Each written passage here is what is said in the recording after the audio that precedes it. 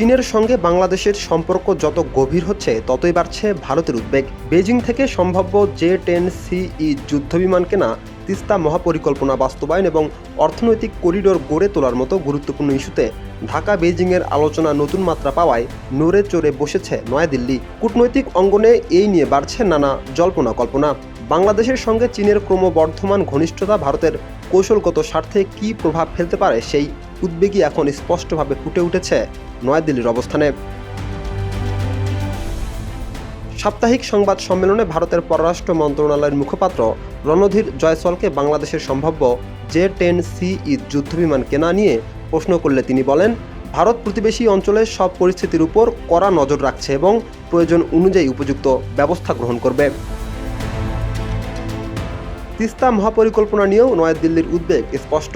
ভারতের দৃষ্টিতে তিস্তা শুধু একটি উন্নয়ন প্রকল্প নয়, বরং দুই দেশের অভিন্ন স্বার্থ ও কৌশলগত গুরুত্বের সঙ্গে জড়িত।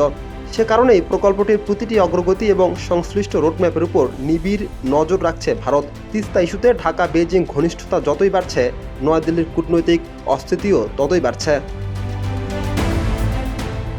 গত সপ্তাহে চীন সফর শেষে প্রধানমন্ত্রী তারেক রহমান স্পষ্টভাবে জানান, তিস্তা মহাপরিকল্পনা বাংলাদেশের জন্য অত্যন্ত গুরুত্বপূর্ণ এবং সরকার যে কোনো মূল্যে এই প্রকল্প বাস্তবায়নে প্রতিশ্রুতিবদ্ধ। অন্যদিকে এই উদ্যোগকে নিজেদের কৌশলগত স্বার্থের সবচেয়ে সংশ্লিষ্ট হিসেবে দেখছে ভারত।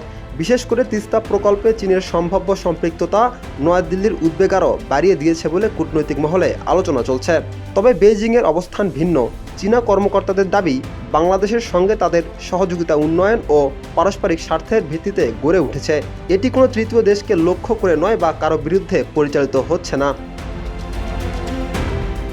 বিশ্লেষকদের মতে, সম্ভাব্য যুদ্ধবিমান ক্রয়, তিস্তা মহাপরিকল্পনা এবং বাংলাদেশ চীন অর্থনৈতিক সহযোগিতা নিয়ে সাম্প্রতিক অগ্রগতি নয়াদিল্লির কৌশলগত উদ্বেগ আরও বাড়িয়ে তুলছে।